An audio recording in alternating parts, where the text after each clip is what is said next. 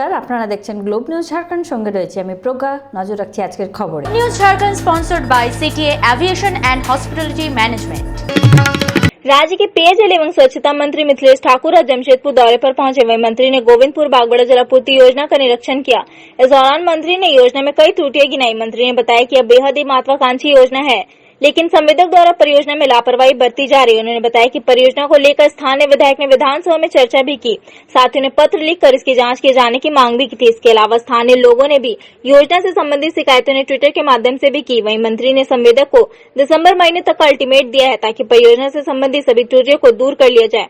साथ ही मंत्री ने चेतावनी भी दी है कि अगर परियोजना से संबंधित किसी तरह की शिकायतें उन्हें मिलती है तो संवेदक को ब्लैकलिस्ट भी किया जा सकता है।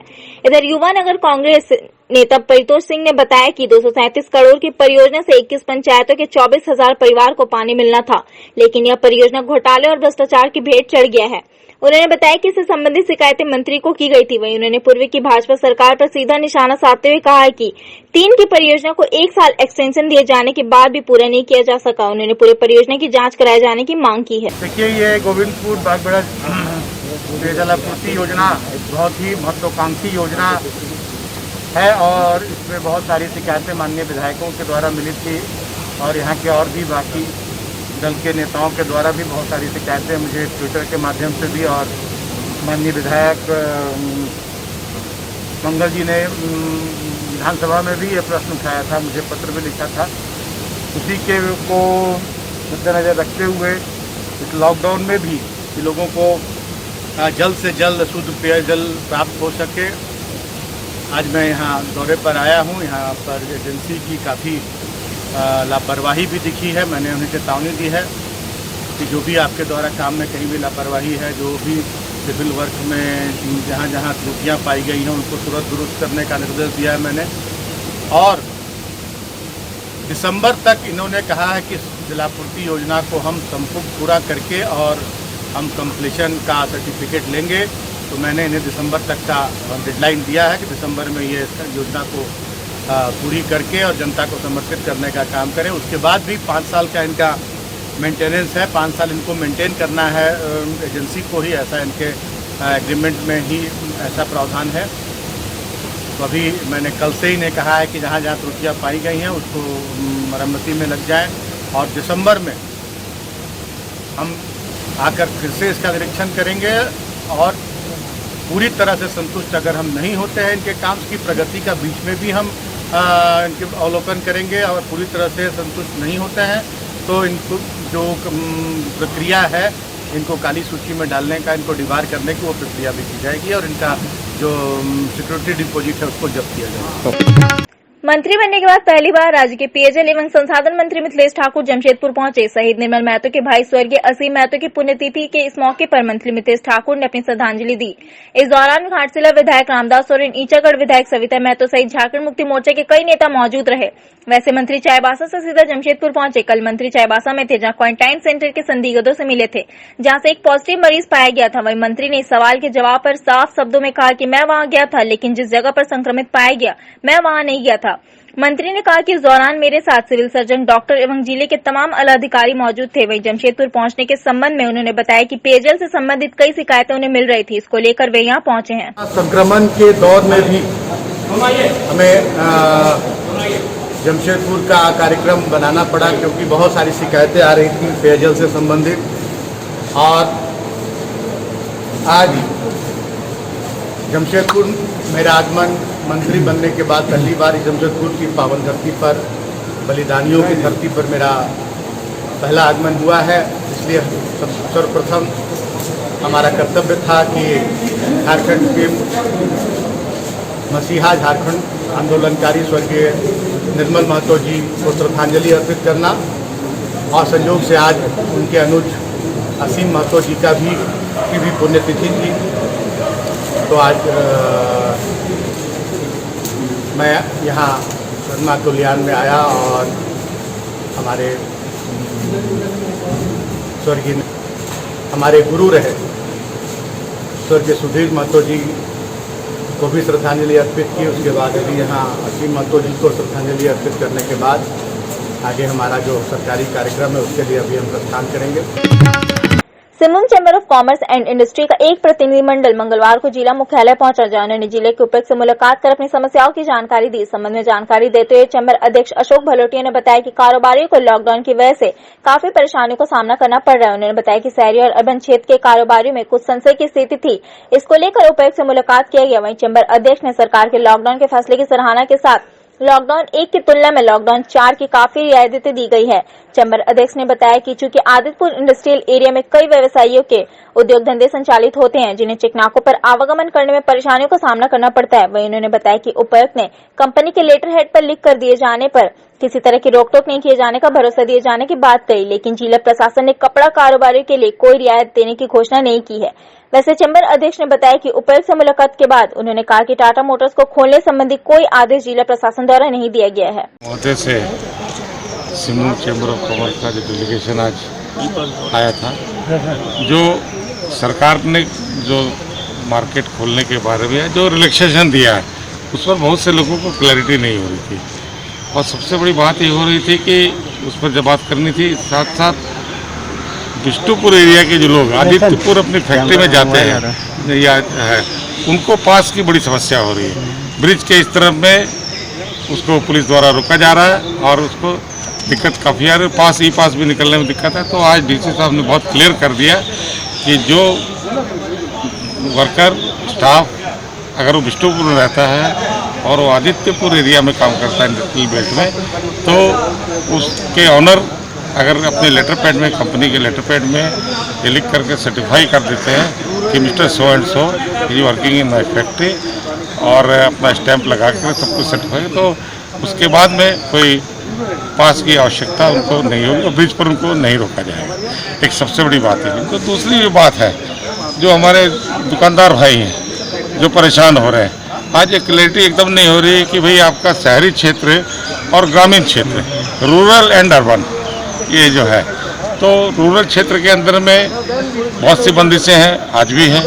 अर्बन में उन्होंने क्लियर कर दिया है, सिविल कंस्ट्रक्शन को अलाउ कर दिया है, उससे रिलेटेड हार्डवेयर की दुकानें हैं, सीमेंट की दुकानें हैं, रॉड की दुकानें, वो दुकानें खोल सकती हैं, उस पर कोई दिक्कत नहीं आएगी। इलेक्ट्रॉनिक्स के बारे में उन्होंने कहा कि नहीं ठीक है, उसका रिपेयर एंड मेंटेनेंस का खुल सकता है।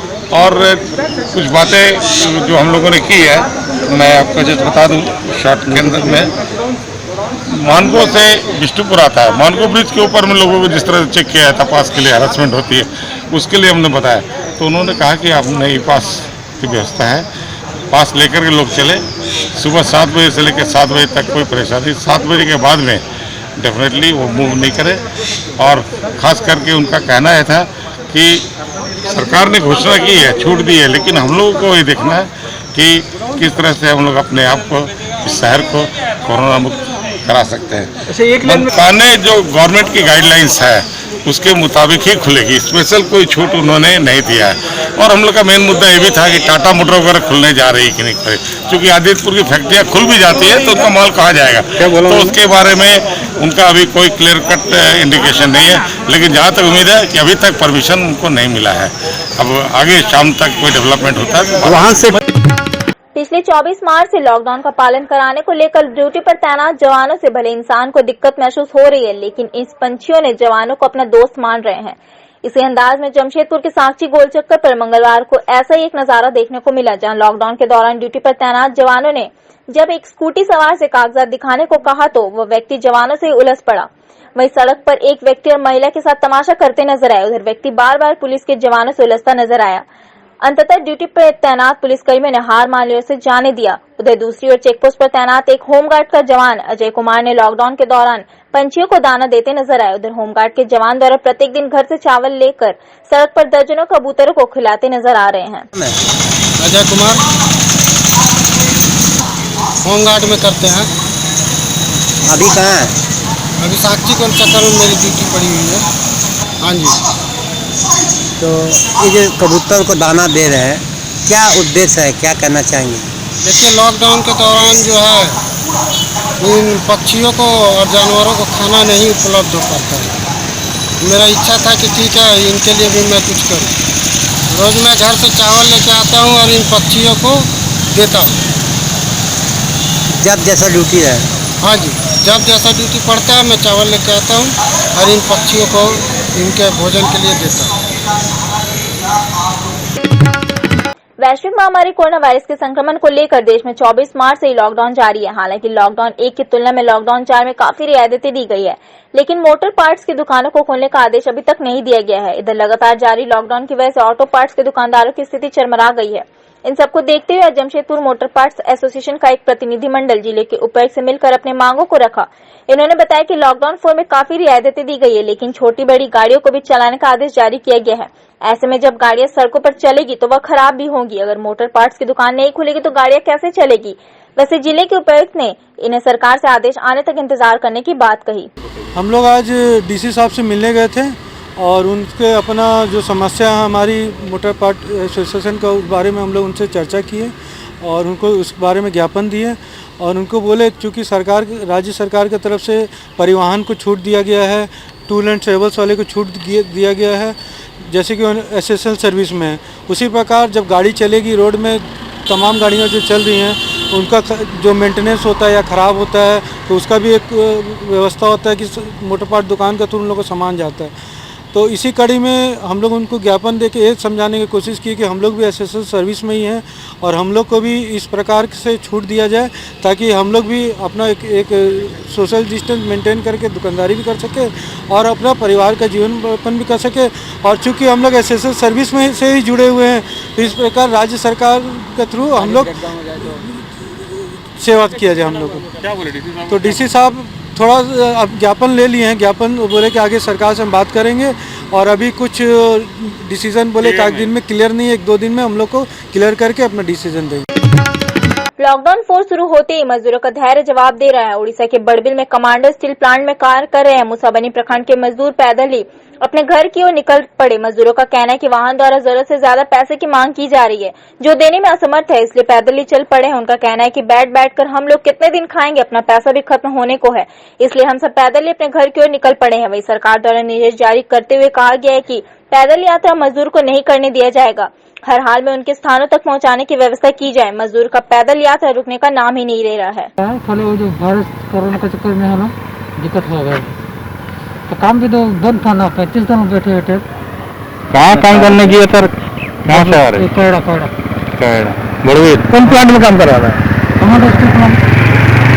पैसा देता था? पैसा तो पहले तो देर था, जब लॉकडाउन बंद था तब देर तक गारंटी था ना, वो देर अभी आप कहाँ जाना चाह रहे हैं? हाँ पैदल कब से निकले हैं? कल सुबह से निकले। कहाँ जाना है? अब जाना तो आगे चेनारी। स्थिति ये है कि वहाँ तो इतना खास वास तो काम तो नहीं चल रहा है कोरोना के चक्कर में, तो सब कोई अपना अपना घर चल जा रहा है। तो हम लोगों ने सोचे कि हम लोग भी चल जाए। कहाँ काम करता था? कमांडो स्टील प्लांट कोयला। अभी तो लोगों को गाड़ी मुहैया नहीं प्रशासन कराया? नहीं, प्रशासन तो नहीं कराया, एकदम कुछ भी नहीं। इसे पैदल चल दिए? इसीलिए पैदल चल अभी दिए। कहाँ जा रहा है? अभी तो हम निकल जा रहे घर ही, तो घर तो अभी तो घुसने तो नहीं देंगे, हम डायरेक्ट केनाड़ी जा रहे हैं। अच्छा, सरकारी अस्पताल जांच कराओगे? हाँ, चेकअप कराने के लिए। शनिवार रात सरायकेला खरसा जिला अंतर्गत चौका थाना के पास अवैध कोयला से लदे 25 ट्रक पुलिस ने रोक रखा था। इस खबर की पुष्टि किया गया तो वहां इस तरह का कोई भी ट्रक नहीं पाया गया। जब इस विषय में हमारे संवाददाता ने जिले के एसपी मोहम्मद अरसी से दूरभाष पर बात की तो उन्होंने एसडीपीओ चांडिल को पूरे मामले की सत्यता की जांच करते हुए रिपोर्ट करने को कहा। पूरे मामले की जांच जब एसडीपीओ धीरेन्द्र नारायण बंका द्वारा की गई तो यहाँ पाया गया कि 16 मई शनिवार रात में जिले के घोर नक्सल प्रभावित क्षेत्र रायजीमा में बन रहे पिकट पर ले जाने हेतु निर्माण सामग्री ट्रकों में भरे थे। वहीं सारे ट्रक आकर चौका थाना के समीप रुके थे, जो कि पूरी सुरक्षा में पुलिस ने 17 मई रविवार की सुबह उन्हें पिकट के लिए रवाना कर दिया था। इसी खबर को अवैध कोयला लदी गाड़ियों की पकड़ाने की खबर बताया गया और फिर दूसरे दिन जिले के एसपी को प्रेस कॉन्फ्रेंस करके सभी पत्रकारों को यह बताना पड़ा कि जो गाड़ियां वहां खड़ी थी वह निर्माण सामग्री, छड़, सीमेंट आदि लेकर खड़ी थी। ज्ञात हो कि अपने योगदान के दिन से ही जिले के एसपी ने सभी तरह के अवैध धंधे वालों को चेता दिया था। देखिए, कल हमारे मीडिया के बंधुओं ने हमको फोन किया चौका थाना पे पहुंच के कि सर हम लोग यहाँ पे आए हुए हैं, कई चैनल के लोग थे और किसी इलेक्ट्रॉनिक मीडिया में खबर चली थी कि करीब 25 के लगभग आसपास की संख्या में कोयले की गाड़ी पकड़ी गई है या खड़ी है थाने के पास, और इस संबंध में हम लोग उसको कवरेज करने आए हैं। लेकिन यहाँ आने के बाद हमको तो कुछ नहीं दिख रहा है, और ये शायद 9 बजे न्यूज़ चली थी और 10 बजे तक लोग पहुँच गए थे। तो इस संबंध में हमने वहाँ पे हमारे SDPO साहब हैं, उनसे हमने पूछा था और उनसे एक लिखित प्रतिवेदन भी आया है, तब पूरी स्थिति मेरे सामने स्पष्ट हुई है। दरअसल क्या हुआ है कि रायजामा में हमारे कैंप का निर्माण कार्य चल रहा है, और कैंप चूंकि नक्सल प्रभावित क्षेत्र में है, तो उस कैंप के निर्माण कार्य से संबंधित लगभग 23 गाड़ियां परसों रात यानी 16 की रात से लेके 17 के दिन तक, जिसमें ईंट बालू की गाड़ियां, छड़, सीमेंट, कंस्ट्रक्शन सामग्री की गाड़ियां, तिरपाल से ढकी हुई गाड़ियां, जो कि अधिक संख्या में है, तो चौका थाना और आसपास के क्षेत्रों में खड़ी थी। इन सभी गाड़ियों को बकायदा एक ऑपरेशन प्लान बना के, एक कारवां बना के इनको आगे निकाला जाता है, जो कि रड़गांव क्षेत्र से होता हुआ वो कैंप तक पहुंचता है। तो उस गाड़ी का मूवमेंट हुआ था, इस संबंध में हमको एक सूचना मिली थी, और उनमें जो है बालू, सीमेंट, छड़ वगैरह ही था उस गाड़ी में, वो गाड़ी चली गई। अब भ्रमवश या क्या हुआ है, इस तरह की खबर चल गई है, तो इस संबंध में हम न्यूज़ 11 से भी इस संबंध में हम लोग पूछताछ कर लेंगे, उनसे जानकारी ले लेंगे, उनके पास कोई जानकारी है तो हमको दे दें। लेकिन अभी तक तो स्थिति यही बिल्कुल स्पष्ट है कि ये जो मूवमेंट हुआ था वहाँ पे 23 गाड़ियों का मूवमेंट हुआ था, जो कि कैंप के कंस्ट्रक्शन से रिलेटेड मटेरियल था, और वो गाड़ियाँ वहाँ गई थी। सर, आगे की कार्रवाई विभागीय क्या होगी? अब देखिए, एक मीडिया की खबर है, सबसे पहले तो इस पर हम लोगों ने अपनी जांच, अभी फिलहाल अपनी जो जांच की है उसके सामने जो स्थिति स्पष्ट हुई है हमने आपको बता दिया है। अब अगर आगे कोई भी इसमें कोई सूचना देता है तो हम लोग उसकी जांच करेंगे, लेकिन अभी तक तो हमको यही जानकारी है और यही अभी तक की जो स्थिति वही स्पष्ट है। से जो सूचना मिली है हमको उससे पता चला है कि ऐसा कुछ हुआ है, मगर ये है कि यहाँ के पत्रकार लोगों ने जाके देखा है और स्थिति उनके सामने में हम लोग वृहद जांच करेंगे। वैसे तो प्राइमा फेसी आपने जाके देखा ही, और वहाँ पे तो ऐसा कुछ मिला नहीं है। तो अगर ये खबर चली है 9 बजे और आप लोग 10 बजे पहुंचे हैं, तो ऐसी कोई गाड़ी होती तो उसकी सूचना हम लोगों को भी होती। और अवैध कारोबार पे लगाम लगाने के लिए ताबड़तोड़ कार्रवाई की जा रही है। आपने देखा ही होगा कितना सारा अवैध शराब पे, जुए पे, ड्रग्स पे हम लोगों ने लगातार कार्रवाई की है। इसी तरह से हम लोगों ने ओवरलोडिंग पे बहुत सारी गाड़ियों पे चालान भी हुआ है। तो इस तरह की कार्रवाई लगातार की जा रही है, और आप सबसे निवेदन है कि इस तरह के अवैध कारोबार का जो कहीं से चल रहा हो, कहीं जा रहा हो, कुछ भी हो रहा हो, पुलिस को सूचना पहुंचाइए। 24/7 हम लोग यहाँ पे हैं और हम लोग उस पर तुरंत एक्शन लेंगे। लेकिन सही खबर है, पूरी खबर वेरीफाई करके तब हमको सूचना दीजिए। धन्यवाद।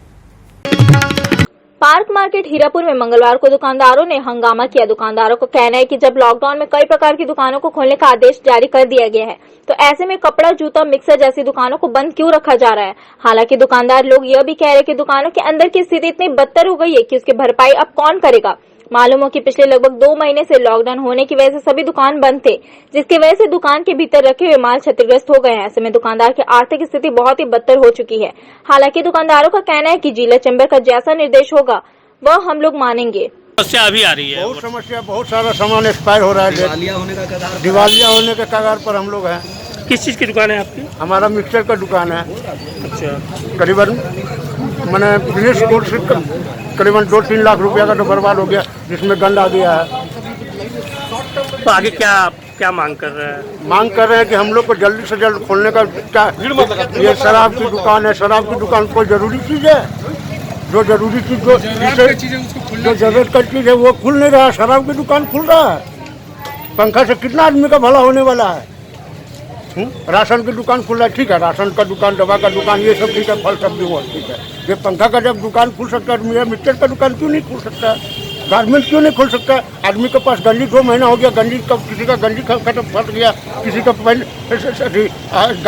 अंदर भी फट गया है, उसके लिए कोई उपाय नहीं। चप्पल टूट गया, देखिए अब चप्पल कहाँ से खरीदे हम? दारू खुल सकता है? दारू खुल सकता है। दारू के बिना आदमी जिंदा नहीं रह सकता क्या? बिहार में दारू बंद है तो क्या आदमी वहाँ जिंदा नहीं है, मर गया है। और झारखंड में दारू खुलेगा, लेकिन गारमेंट का दुकान नहीं खुलेगा, मिक्सचर का दुकान नहीं खुलेगा, राशन का दुकान खुलेगा, मिठाई दुकान नहीं खुलेगा। क्या नाम हुआ आपका? हाँ, आपका नाम? दयानंद साहब, आनंद मिक्सचर। क्या समस्या आ रहा है आप लोग को? समस्या ये है कि मार्केट में सारी दुकानें खुली हुई हैं। सिर्फ क्या कपड़े या लिमिटेड दुकानों से कोरोना फैल रहा है? राशन खुली हुई है, बिजली की दुकानें खुली हुई हैं, पंखा खुला है, हटिया खुला है। क्या इतनी दुकानें जो खुली हुई हैं उससे कोरोना नहीं फैल रहा? क्या शराब की दुकानों से कोरोना नहीं फैलेगा? क्या सरकारी ऑफिस खुली है उससे कोरोना नहीं फैल रहा? क्या एक नॉर्मल मध्य वर्गीय दुकानदार जो है, जो दिन भर की दुकानों में दिन भर में 10 से 15 ग्राहक आते हैं, उससे कोरोना फैलेगा? ये चीज़ सरकार को सोचना चाहिए। सरकार इस पर ध्यान नहीं दे रही है। लेकिन मुख्यमंत्री का देर शाम जो आया है बयान, उसमें उन्होंने कहा है कि दुकानों को जो है खोलने की अनुमति प्रदान की जा रही है। ये अभी तक हमारे डीसी साहब की तरफ से कोई ऑर्डर नहीं हुआ है, ना हमें इस बारे में कोई जानकारी नहीं मिली। इसीलिए हम सभी व्यवसायी अपने दुकानों के बाहर घूम रहे हैं अगल बगल, ताकि कोई ऑर्डर आए तो हम उस पर काम करें, हम दुकान खोलें। 2 महीना 2.5 महीना से हमारी दुकानें बंद है। ये चीज़ सरकार को सोचना चाहिए कि जो दुकानों में सामान पड़ा हुआ है, वो सामान किस कदर नुकसान हुआ है, जानवर चूहों ने उसे क्या काटा होगा, सामानों की डेट कैसे गिरी है, उस पर सरकार को ध्यान देना होगा। तो अभी आप लोग क्या करने जा रहे हैं? हम लोग कुछ नहीं, हम खड़े हैं विरोध की तैयारी में। हमारा जिला चैम्बर जिस हिसाब से हमें आदेश देगा हम उस हिसाब से काम करेंगे। तो जिला चैम्बर से कुछ बातचीत हुई है? जिला चैम्बर ने बात की है, शायद उनकी कुछ मीटिंग वगैरह है डीसी साहब से, उसके बाद देखते हैं हम क्या करना है, हम उस पर आगे कार्रवाई देखेंगे। धनबाद में सरायडेला तरफ से आ रही एक अनियंत्रित कार हीरापुर हटिया के पास एक दुकान में जा घुसी, जिसमें दुकान में बैठे एक बुजुर्ग व्यक्ति गंभीर रूप से घायल हो गया। साथ ही दुकान के पास खड़ी 2 स्कूटी क्षतिग्रस्त हो गई। वहीं स्थानीय लोगों ने घायल बुजुर्ग को धनबाद के पीएमसीएच में भेज दिया और कार चालक को एसडीओ आवास पर तैनात पुलिसकर्मियों के सुपुर्द कर दिया। वहीं पुलिस मौके पर पहुंचकर कार को जब्त कर ली और आगे कार्रवाई कर रही है। स्थानीय लोगों का कहना है कि कार चालक माडा कॉलोनी के पास का ही रहने वाला बताया जा रहा है। क्या कुछ हुआ यहाँ पे? जैसे कि करीब 1.25 घंटा पहले ये गाड़ी आया जो कि पूरा संतुलन खो चुका था। इधर एक लाइन से यहाँ 4 बाइक, 2 स्कूटी 2 बाइक खड़ा था, एक स्कूटर भी था और आगे एक ऑटो था, इसमें से आलू अनलोड हो रहा था। वो ये गाड़ी वाला जो बच्चा जो भी चला रहा था उसको आगे ऑटो में मारा, फिर लगातार 5 बाइक को रगड़ते हुए ये डिसबैलेंस होकर नीचे गिर गया। इस जगह पे एकदम एग्जैक्ट इस जगह पे एक करीब 45 वर्षीय व्यक्ति फंसा हुआ था, जो कि अधमरा हालत में था। हटिया के सभी दुकानदारों ने मिलकर करीब 40 से 45 लोगों ने मिलकर इसे उठाया, उसे निकाला और उसे हॉस्पिटल भिजवाया। कितने लोग सवार थे इस गाड़ी में? केवल एक। पुलिस पकड़ के ले गई? हाँ, एसडीओ साहब ने उन्हें तुरंत अरेस्ट करवाया। पता चला कहाँ का गाड़ी था? माडा कॉलोनी का। क्या नशे में भी थे क्या? नहीं, नशे में। क्या नाम है आपका? श्रीकांत कुमार। डॉक्टर अजय कुमार एवं रेड क्रॉस के सहयोग से तेजस्विनी सोशल वेलफेयर सोसाइटी द्वारा परसुडी थाना अंतर्गत सरजामदा निधि टोला, उत्तरी सरजामदा सतला मंदिर, हलुदबनी नीम टोला, शंकरपुर बांध टोला, पारा टोला, परसुडी शिव मंदिर, साथ ही कई स्थानों में 1500 हेल्थ फूड पैकेट वितरित किया गया, जिसमें से 800 पैकेट आज वितरण किया गया एवं 700 पैकेट कल वितरित किया जाएगा।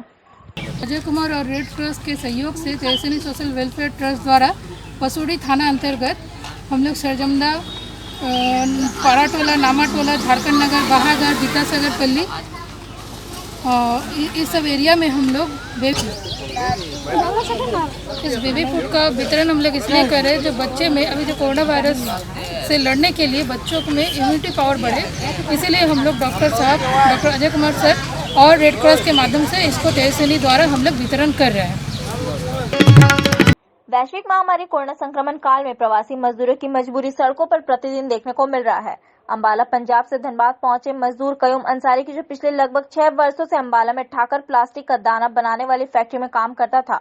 12 घंटे काम करने के बदले में उसे 12,000 महीने तनख्वाह के रूप में मिलती थी, लेकिन जैसे ही लॉकडाउन हुआ काम बंद हो गया और धीरे धीरे परेशानी बनने पर उसने पैदल ही अपने गांव का रुख कर लिया और जैसे तैसे पटना पहुंच गया। लेकिन पटना से धनबाद तक का सफर उसने पैदल ही तय किया। इसी बीच वह वासेपुर पहुंचा, जहां उसकी सगी बहन रहती है, लेकिन वहां भी पनाह नहीं मिली। वजह था कोरोना का डर। पुनः वह धनबाद पीएमसीएच में जांच के लिए पैदल रवाना हो गए। इसी क्रम में रणधीर वर्मा चौक पर कुछ मीडिया कर्मियों की नजर उस पर पड़ी, तो उसे नाश्ता पानी देकर मीडिया कर्मियों ने उससे बातें की, तो पता चला कि वह गोविंदपुर भीतिया पंचायत का रहने वाला है। लंबे समय तक घर से दूर रहने के कारण अपनी मातृभाषा खोटा भूल चुका है। रास्ते में पड़ने वाले कई मंदिरों में उसे रात बिताने का मौका मिला, जहां खाने को भोजन भी नसीब हुआ, लेकिन रास्ते में कुछ उचक्कों ने उसका बटुआ गायब कर दिया और अब उसके पास फूटी कौड़ी भी नहीं है। चंडीगढ़ अम्बाला जा रहे हैं। चंडीगढ़ अम्बाला से कब चले थे वहाँ से? वहाँ से हम चले 3 तारीख को। अच्छा, कितना दिन लग गया यहाँ पहुँचने में? हाँ, 16-18 दिन लग गया। 18 दिन। यहाँ कहाँ रहते हैं? यहाँ रहते हैं अपने गाँव भितिया में। भितिया में गाँव में रहते हैं। वहाँ क्या करते थे अम्बाला में? अम्बाला फैक्ट्री में काम करते थे। किस चीज़ का फैक्ट्री में? फैक्ट्री में उसमें दाना बनता था प्लास्टिक का। अच्छा, तो वहाँ क्या हुआ फिर? हाँ, फैक्ट्री मना कर दिया, बंद कर दिया उन्होंने। अच्छा, तो वहाँ रहने खाने में दिक्कत था? हाँ, दिक्कत हो रहा। मकान पैसा नहीं मिल रहा तो खाएंगे कहाँ से, जो कंपनी बंद है। अच्छा। हाँ तो कमरा मांगा हमारे किराया मांग रहे हैं, किराया कहाँ से देंगे? यहाँ जो है कैसे कैसे पहुँचे इतना दिन? यहाँ बहुत दूर पैदल, रात दिन पैदल चलते चलते तब जगह पहुँचा हूँ मैं। रात दिन हम मोबाइल भी गया, मोबाइल 9,000 का मोबाइल चोरी कर लिया, 8,000 रुपया भी निकल गई मेरी। कहाँ? तो वही रास्ता में सोया था मस्जिद के थोड़ा मंदिर में, वहाँ से निकाल लिया किसी ने। अच्छा। हाँ पैसा 3-4 हज़ार बच्चा था, 3-4 हज़ार में 2 जगह निकल गई, 1 जगह बच्चा था कलर वाला खाली ऊपर साइड के ऊपर का, वो 1,000 रुपये, वही 1,000 रुपये यहाँ तक पहुँचे। तो किस किस चीज़ से चलते थे? पैदल चलते या गाड़ी घोड़ा भी रास्ता में चलते थे? कोई मोटरसाइकिल वाला मिल जाए तो मोटरसाइकिल में 1-2 किलो 3 किलो जो हो 5 किलो वो उठाए छोड़ देता था। अब ट्रैक्टर वाला मिल जाता वो उठा लेते थे, बाकी तो ना कोई मिले, हम तो पैदल चलते रहे, किसी पे पर हम चढ़ नहीं करा। एक बस मिला था, पुलिस वाला दे आओ, वो बोला चल हमें तुम्हें चढ़ाऊँगा। हम बोले आधार कार्ड तो है नहीं मेरे पास, बोला आधार कार्ड ना तो अपने कोई पर्ची हो तो दे दे। हमारी पर्ची तो है, वो जो चेकअप करते ना उसका पर्ची है हमारे ने, वो पर्ची उन्होंने लेके बस वाला वहाँ जमा करवाई, जमा करो उन्होंने वहाँ से इलाहाबाद से यहाँ छोड़ दिया हमें, क्या गया पटना में, पटना छोड़े, पटना से फिर पैदल आ गए मैंने। पटना से धनबाद पैदल आए? हाँ पटना से धनबाद आ गए पैदल। धनबाद पैदल आए? हाँ। अब यहाँ जो है जांच वगैरह करवाएं? जांच वगैरह करवाएं? हाँ जांच नहीं करो, अब जा रहे जांच करवाने, जांच करवाऊँ तब जाऊँ घर जाने के बाद पर्ची दिखाऊँगा भी अथी रिपोर्ट वोटर का, तब घुसने देगा ना घुसने दे पता नहीं। अब पहले यहाँ घर में कौन लोग हैं? घर में तो भाई है, बाप है, चाचा वचा सब है, माँ बहन सभी ने। SGIHM Institute of Hotel Management, registered by Government of India। Crash course एवं डिप्लोमा कोर्स, प्रैक्टिकल क्लास की सुविधा एवं 100% जॉब प्लेसमेंट। करें अपने सपने को साकार, संपर्क करें SGIHM Institute of Hotel Management, 3rd floor DH Trade Center near Ram मंदिर ऑपोजिट बंधन बैंक, बिष्टपुर जमशेदपुर। हमारा फोन नंबर 7004615405 एवं 9204579353। अपने सपने को साकार करने के लिए आज ही संपर्क करें SGIHM institute of hotel management.